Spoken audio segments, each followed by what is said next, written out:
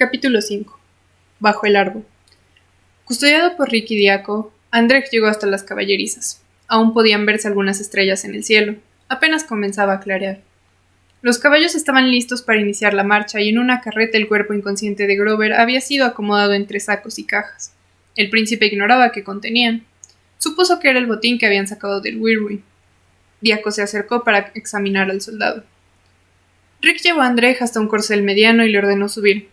Nuevamente su cuerpo le recordaba que no estaba en condiciones de montar, pero no tenía otra opción.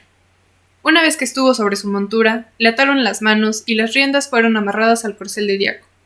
Simple precaución, explicó Lian al pasar a su lado montada en un hermoso animal piel canela. Y resulta que yo seré tu niñera, comentó Diaco con fastidio. Carcelero, querrás decir. Escuchaste bien, dije niñera. ¿Por quién lo tomaban? ¿Por un indefenso príncipe que no sabe sobrevivir en medio de la nada? Ya les enseñaría que Andrej Casgil tenía sus trucos bajo la manga. Se adentraron en la selva, tomando veredas por donde Andrej dudaba que podrían pasar. El recorrido le demostraba su poca experiencia en excursiones a campo traviesa. Conocía el territorio de Telarea solo por los mapas y nunca se había interesado por conocer más allá de los bosques que rodeaban al palacio. Cuando su padre lo invitaba para acompañarlo en algún recorrido, él declinaba la invitación con cualquier pretexto. Jonah iba a la vanguardia y cabalgaba con destreza entre la vegetación, mientras Uber conducía la carreta donde Grover se debatía entre la vida y la muerte. De vez en cuando, Andrej le dirigía una mirada preocupada. Diaco le había asegurado que sobreviviría el viaje por muy complicado que pareciera. Debía ser paciente, pues cuando llegaran a su destino se encontrarían con una persona que lo ayudaría. Tal y como había anunciado Rick, solo los acompañó una parte del trayecto. No soy el único que te mataría si intentas alguna locura, fue su última advertencia antes de regresar a la casona. Andrej había dejado los planes alocados por la paz. Lo importante era conseguir la ayuda para Grover y de paso descubrir un par de secretos. La humedad y el calor hacían la travesía cansada. A pesar que Andrej había dejado su casaca y vestía una camisola delgada, la sensación térmica era insoportable. Su piel comenzaba a ponerse roja y ardía, aunado a la comezón que los piquetes de insectos le ocasionaban. La ropa comenzaba a pegársele al cuerpo y las botas le pesaban. Sin embargo, los piratas no parecían sufrir incomodidades. Detuvieron su andar junto a un pequeño riachuelo. ¿Aquí es donde ayudarán a Grover?, preguntó Andrej. En ese lugar tranquilo y fresco, pero sin huellas de civilización, el sonido del agua se mezclaba con las hojas mecidas por el viento. Si el sol no estuviera en lo alto, podría jurar que la lluvia caía sobre ellos. Preguntas cosas absurdas, niño mimado. Diaco desmontó y llevó a los caballos debajo de un árbol. ¿Te parece que aquí haya alguien que te pueda ayudar?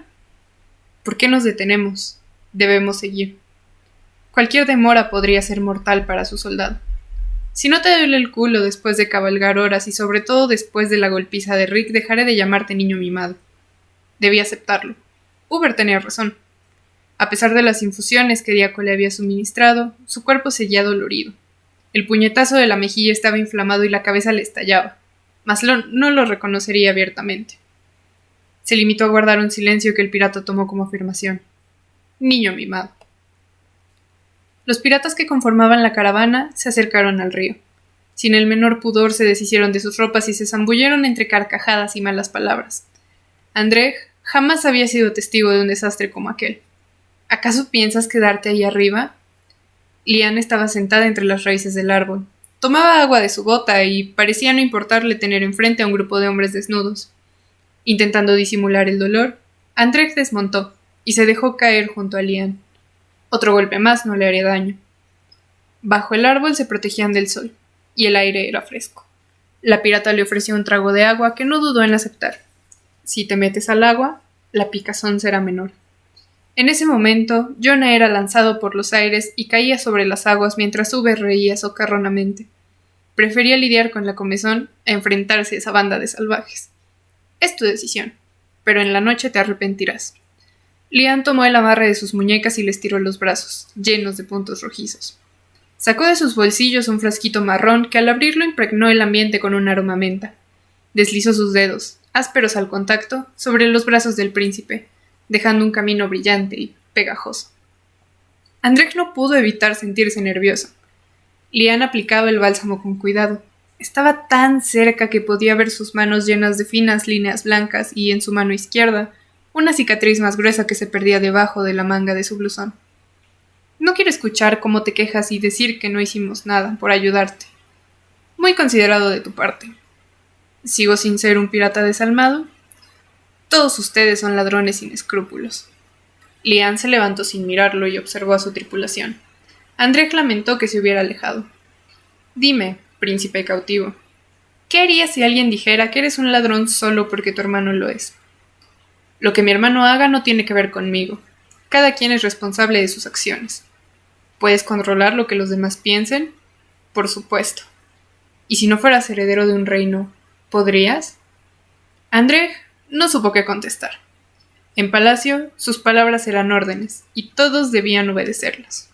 Nunca le habían dicho lo contrario. No entiendo a dónde quieres llegar. ¿Cómo podrías hacerlo? Capítulo 6. Extraño lugar. Andrej perdió la noción del tiempo sin saber exactamente cuánto tardaron en llegar a su destino. El sol comenzaba a ocultarse cuando vio una muralla que se levantaba en medio de la selva. A la distancia parecía una pared recubierta de musgo, sin mayor chiste. Sin embargo, en cuanto se acercaron, el príncipe pudo observar dos figuras en la parte más alta. Alzaban los brazos, haciendo señales a la improvisada caravana. Tulio, quien iba a la cabeza, devolvió el saludo. De repente aquellas personas desaparecieron y al mismo tiempo se abrió una compuerta entre las paredes verdosas. Uber, te encargo al niño mimado. Sin esperar la respuesta del gordinflón, Diaco ató las riendas a la carreta y salió disparado hacia el improvisado portón. Los demás continuaron con paso normal para cruzar el umbral. Al interior, Andrej descubrió un conjunto de casitas de madera, una distribución desordenada de construcciones variadas.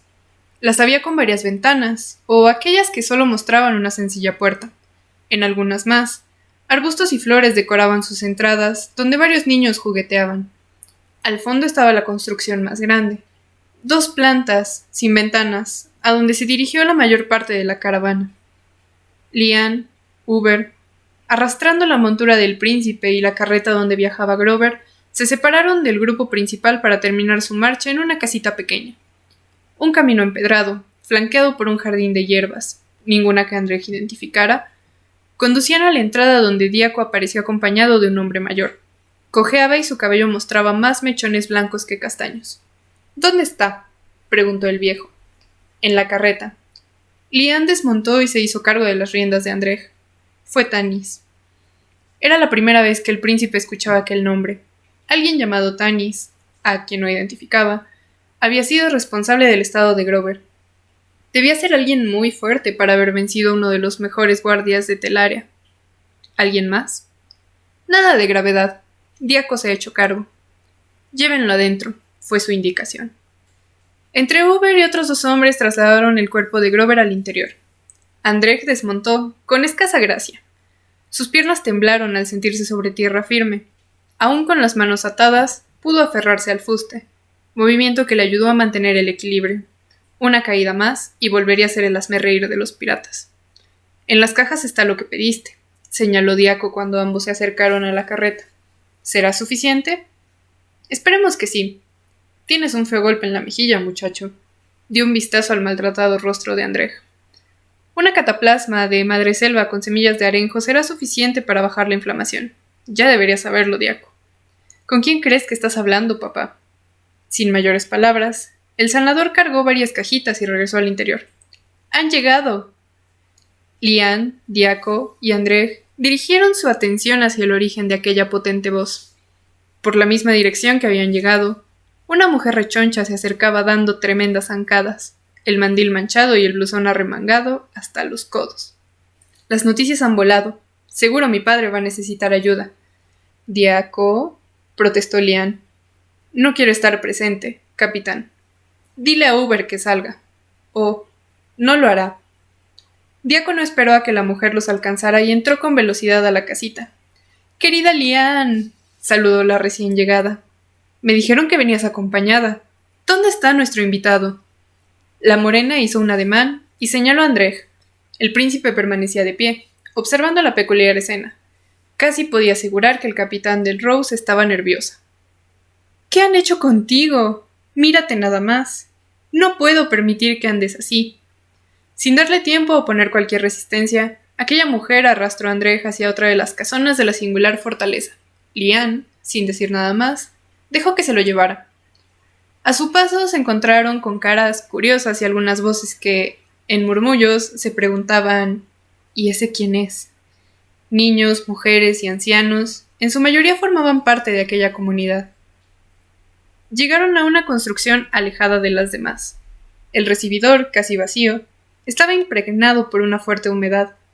Había 2 puertas flanqueadas por banquitas de junco y un pequeño armario que dejaba al descubierto paños de diferentes tamaños, pero todos perfectamente acomodados. La mujer le indicó que ingresara por la izquierda. Al abrirla, lo recibió un golpe de vapor caliente con olor a sándalo y jabón. El agua está en su punto. La desconocida se acercó para deshacer las amarras de sus muñecas. Un buen baño es reparador. Le agradezco, señora... Llámame Nedra. Le dio una palmadita en el hombro. Estaré afuera si necesitas algo más. Capítulo 7. Te voy a contar. Andrej apoyó los brazos en la bañera. Un tronco ahuecado y lijado con maestría. Observó su reflejo difuminado en el agua. Manchas oscuras debajo de los ojos, producto del cansancio acumulado. La marca de Rick en su mejilla comenzaba a ponerse morada. Tenía los labios partidos y su piel tostada por el sol. Su cabello desordenado y pegajoso. Era un desastre. Con dificultad se deshizo de su ropa. Cada movimiento le ocasionaba una nueva oleada de dolor. Nedra le había preparado un baño caliente que su cuerpo agradeció, aunque los raspones y los piquetes le ardieron al contacto con el agua. Junto a la bañera encontró ropa limpia, una casaca sencilla y unos pantalones desgastados. Pero deshacerse de su vestimenta actual, que más parecían trapos viejos, le ayudó a sentirse mejor. Ni siquiera extrañó los jabones, las lociones, las esponjas, aquellos finos enseres a los que estaba acostumbrado. Sus lacayos siempre le tenían su baño listo. Después de una ardua mañana de ejercicios, él simplemente se dirigía a su baño privado y se sumergía en el agua. Ahora debía conformarse con una barrita de jabón y agua caliente.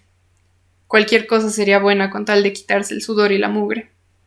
Cuando estuvo presentable, salió hacia el recibidor, donde Nedra lo esperaba sentada en una de las bancas. ¿Quiénes son ustedes? ¿Lian no te lo ha dicho? En realidad, no lo he preguntado, confesó, aunque he tratado de obtener otras respuestas, y lo único que obtengo son malos tratos. Nedra le dedicó una sonrisa triste. Ven. Lo invitó a tomar asiento junto a ella. No estoy de acuerdo con lo que han hecho contigo, pero Lian es el jefe, y confío en ella. Ella es quien menos me responde. Tal vez estás haciendo las preguntas incorrectas. Le acercó una taza humeante. Te hará bien en lo que vas con Diaco. El príncipe dio un traguito a la infusión. Saboreó ese primer sorbo, dulce y reconfortante. Un baño caliente, una taza de té y la amabilidad de Nedra. Por primera vez desde su secuestro, dejó de sentirse un prisionero. No llegamos a esta isla por casualidad. Somos desterrados de nuestro hogar, Nedra contestó entre la nostalgia y la tristeza. Yo viví en Casia. Me casé con el hombre que amaba y formé la familia que siempre soñé, pero mi esposo nunca quiso que su familia estuviera cerca de nosotros. No eran buenas personas, y tuvieron el castigo que merecían, pero su estigma quedó grabado en cualquiera que compartiera su sangre. La gente nos señalaba como asesinos y ladrones. ¿Quién les aseguraba que en un futuro mis hijos no siguieran los pasos de su abuelo y tío? Eso no se puede saber. Yo creo que alguien como tú no educaría ladrones. Pocos piensan como tú, joven príncipe. Mi esposo era un excelente panadero. Nos iba bien, hasta que la gente lo asoció con aquellos delincuentes. Un día fuimos testigos cómo el trabajo de su vida era consumido por las llamas. Lo perdimos todo. Debía haber otra solución. Lo que les hicieron no tiene perdón. Saber que Telarea tiene un heredero con buenos sentimientos me da esperanza, pero no es suficiente. Nedra le acarició el rostro. Quienes aquí vivimos hemos sufrido el mismo destierro. Ya conociste a Yevan. Solo porque no pudo salvar la vida de la hija de un marqués fue condenado. Es un excelente sanador. pero no es el único padre. Cada habitante de esta isla tiene una historia que contar. Andrej jamás había escuchado un relato como aquel. Su mundo se dividía entre lo bueno y lo malo. A niveles místicos estaba la justicia de los Dionainir. Ellas se encargaban de proteger a Aurea de los males que pusieran en peligro el continente. Pero la justicia de los hombres recaía en los reinos donde la figura del rey representaba la autoridad, y su palabra era ley.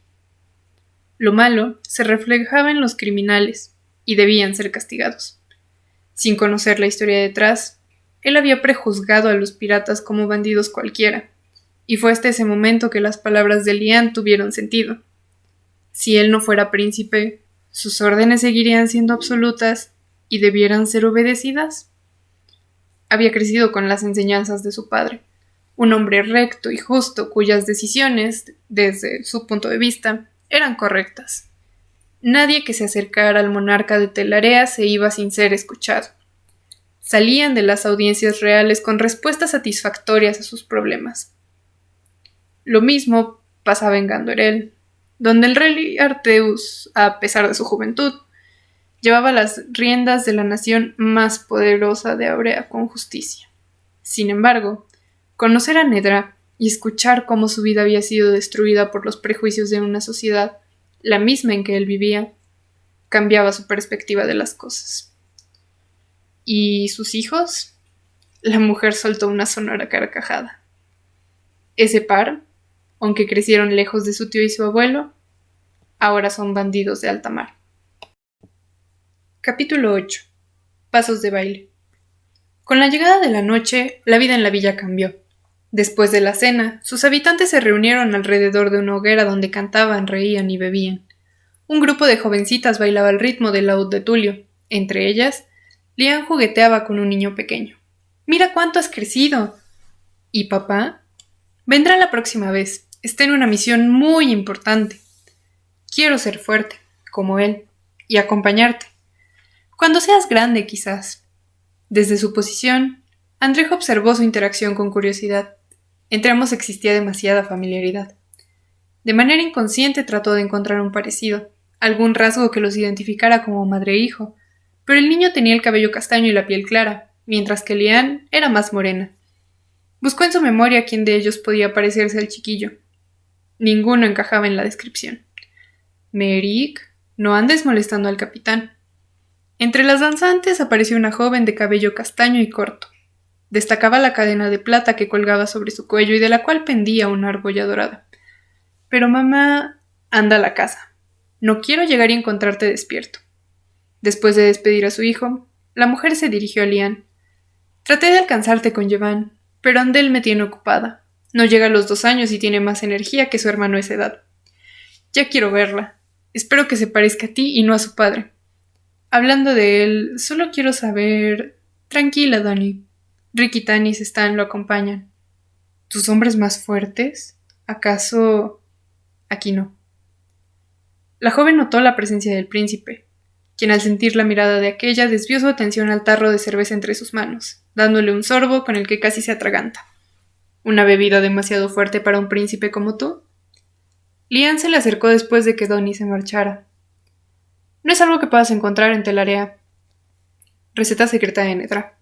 De no ser por ella, hubiéramos muerto de hambre. ¿Con tantos talentos es necesario que roben?» Sus pensamientos se transformaron en palabras. Demasiado tarde para arrepentirse, pues Lian lo había escuchado. Llevaba menos de un día en aquel lugar y había conocido a gente peculiar. Nedra era la encargada de la cocina. La cena que habían servido estaba lejos de ser elegante, pero desde el primer bocado el príncipe olvidó que estaba lejos de su salón de banquetes. Ni le servían en vajillas del más fino cristal. Un sencillo cuenco de estofado de verduras fue su manjar, tanto que se aventuró a pedir más. Por supuesto, la cocinera se encargó de sobrealimentarlo. Y Yevan, el padre de Diaco, demostró ser un excelente sanador. En sus manos, Grover tenía esperanzas de sobrevivir.